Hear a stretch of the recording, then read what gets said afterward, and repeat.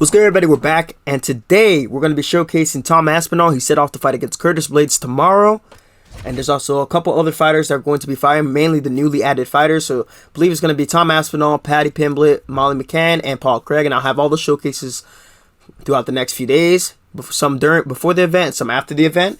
So with Tom, he's a very solid addition to the heavyweight division, part of the new blood, so to speak. He's very well-rounded in all areas. I like the way his distance management is supplemented really well by his ability to recognize what his opponent's trying to do to him, and he'll make adjustments on the fly very quickly. I also like his implementation of his takedowns. He, for someone who doesn't have like a straight up wrestling background, he landed a nice takedown. Alexander Volkov slipped across and used that forward momentum from Volkov to make the double leg a lot easier, setting up into side control and then getting the finishing armbar, I believe, from side control. But overall, in this game, his stats are pretty solid. His move levels are also pretty good, which I'm going to show you shortly. Curtis Blaydes is a tough test for him.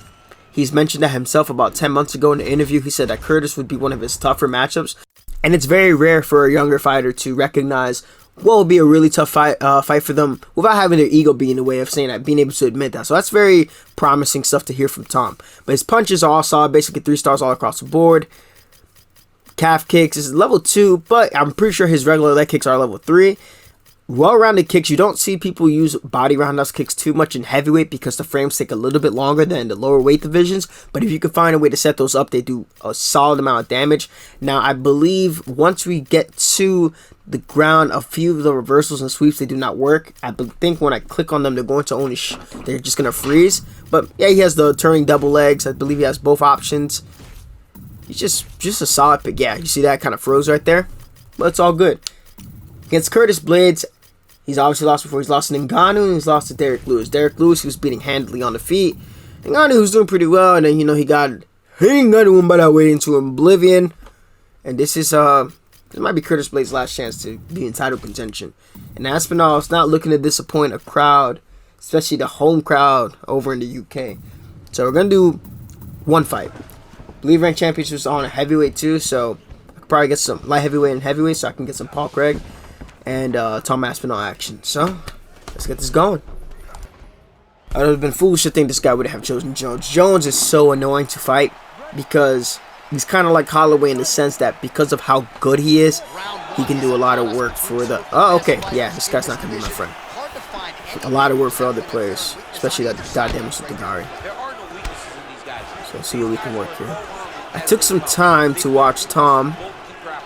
He knows how to vary his cadence on his jab pretty well.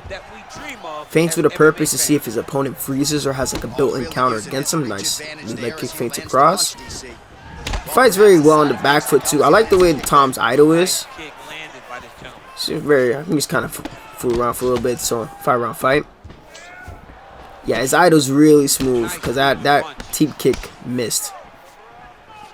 I'm trying to see what type of John he is. That's nice. You see how he's using that rear leg kick to then feint into a lead hook? I like that a lot. It's very good. You'll see a lot of players doing that. I like to see players open up. Ooh, he felt that one. He's ducking. Got him with the cross. Starting to build up some good damage there. Oh, so close. John himself has some pretty good footwork. Oh, now he stuns him beautifully with the left hand. The left hand is and with Aspinall, he doesn't force finishes. If he sees that you're hurt, he will pursue the finish. And I believe it was against Arlovsky. I think it was Arlovsky. Yeah, Arlovsky, who we got the rear naked choke finish, got him down there. The rear naked choke finish against.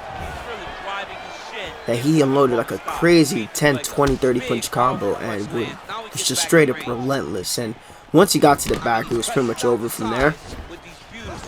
That predicted that well. I didn't realize that John's movement is so solid. That should have landed. It's so solid at heavyweight because he has that idol and it's allowing him to just glide out of the way. Nice. Beautiful. Wow. Okay. Okay, Mr. Single Strike High Variance ass motherfucker. I like that. He's preemptively ducking. He's alternating between his ducks and his slips. We're gonna have to fire off some knees ourselves. Remember, do unto others what you want done to you. course, Aspinall has a pretty filthy, what's it, against Sergey Spivak, was it? Might have been Sergey Spivak where he got that egregious knee elbow combo. That did some damage. Not a rock, but I can tell by the animation that did a good amount of damage. And with that razor wire perk, that knee elbow combo, fucking Christ, damn it, God. I hate giving them takedowns. I really do. I really dislike giving them takedowns in this game. It's alright, you can go for the arm triangle. Especially when I know it's because I did something stupid. I ducked, which made my short-term stamina lower, and if I'd stayed lower, it would have been a lot harder for him to get that takedown. Yeah, you know you're not going to get that. But, yeah. It's close round, good close round. I think I still should have taken that round. He did land some somewhat meaningful shots. Yeah, felt like I should have lunged that. Showing his highlights, I think he might have taken that round. Just like the smaller, bigger shots. Kind of like when I used Jon in Vegas, I tried to land damaging strikes as opposed to trying to land flurries with him. And that's really what makes Jon work so well. Like if you land his knee, it's a level 5 knee, I'm pretty sure. Level 4 or 5 knee. So if that lands, that's going to score a lot. Which makes it even more annoying to deal with. But, brother, I don't want to touch your glove. Yeah, you see, I knew you were a dick. I knew you were an asshole. It's okay, though. You can start to build a little bit more. It's a good reading round. He's not taking any steps forward when I'm pressuring. He's very confident. I don't know if he's going to Sotogari. I don't want to freeze myself thinking he's going to do something that he's not going to do. There we go. Starting to duck a lot. Now he's starting to lunge. He's following up with leg kicks after cross. Ooh, okay. He's playing and ripping. Oh, that fucking chin of Jon.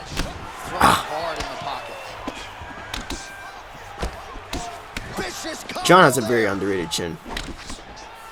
No, actually, no. I wouldn't say underrated. I think that people just forget how insanely tough his chin is. He's taking some clean shots from some solid hitters in their prime. Oof. Okay. Okay, front kick through. He's stunned, but I don't want to risk going into a 6-12 elbow, so I'm going to relax. Check that. He keeps ducking preemptively, but he might try to slip, and I do not want to risk anything. Just going to keep following with the leg kicks. Go. He got it out. No, he did. Oh, fuck. Wait. Let's go for the Kimura. Kimura? No. Going for the fucking armbar. That's a Kimura. What's wrong with me? Nope. Let's get that reversal. We lit. We got the jiu-jitsu on our side. It was bad, but now it's not so bad. What a fantastic sweep. So one thing I could tell y'all, see, I was working on the video. I was supposed to release it last week, but I got caught up when I was over at Penn State with REY.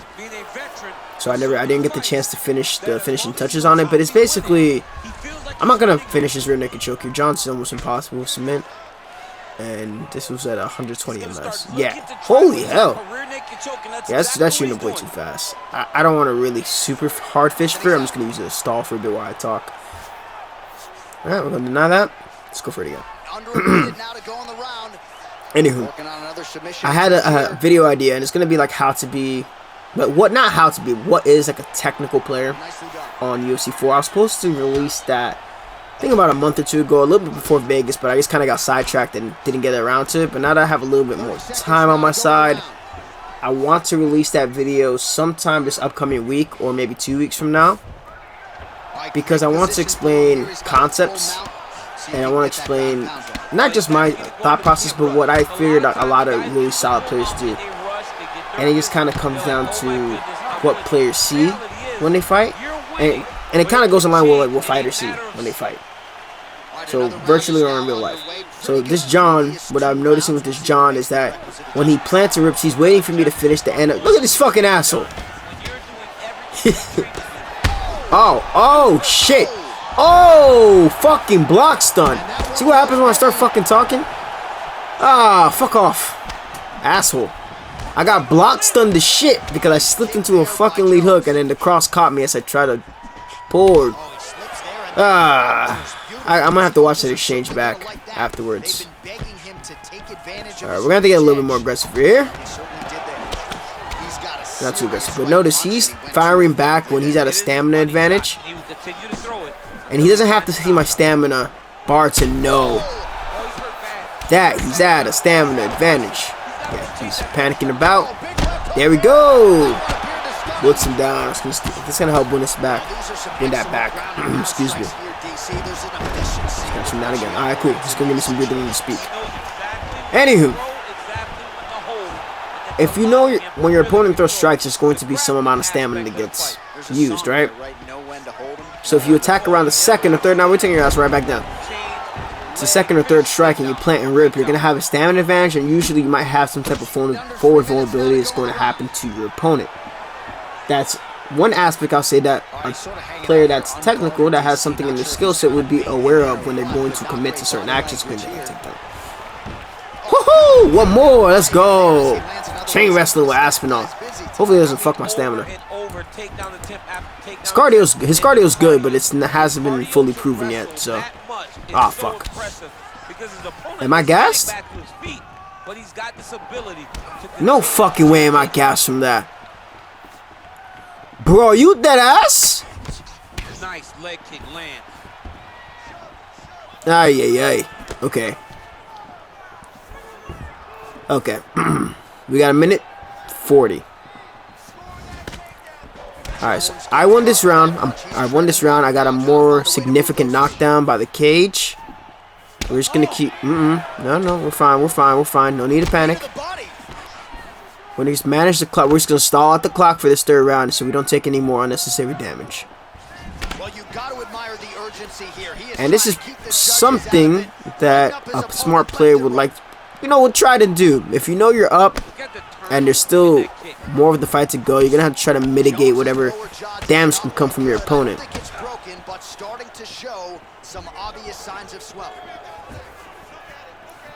Alright, good shot.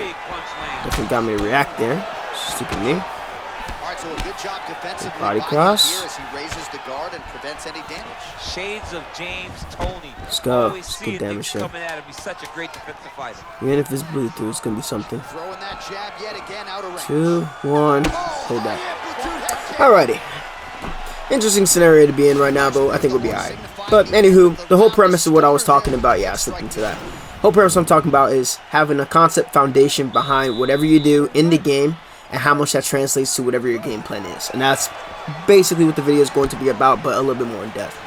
So let's get focused on the fight as I get fucking rocked by a flying knee.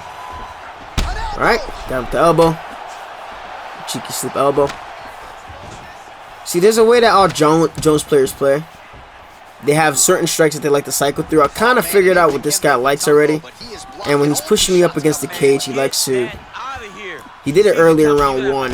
And he's trying to go for that leg kick again. Jesus Christ, he's relentless. He's trying to force that. He's not going to like me pressing him. Nope. But yeah, I feel that that video will help out a lot of people. But so far, just a push.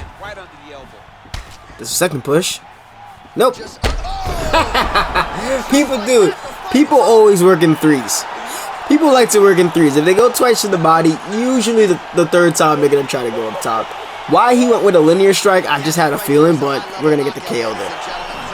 Well, anywho, alright, that's going to be it for that. But my thoughts on Blaydes versus Aspinall, I believe if Aspinall is able to control the lead hand engagements, dictate the center of the cage with a purpose, and make Curtis Blaydes feel uncomfortable, I think he's going to have a very, very good night in the UK and get a very devastating finish, probably in round 3.